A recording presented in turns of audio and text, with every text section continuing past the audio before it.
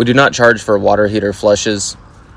Tankless is not included in that. We do charge for tankless.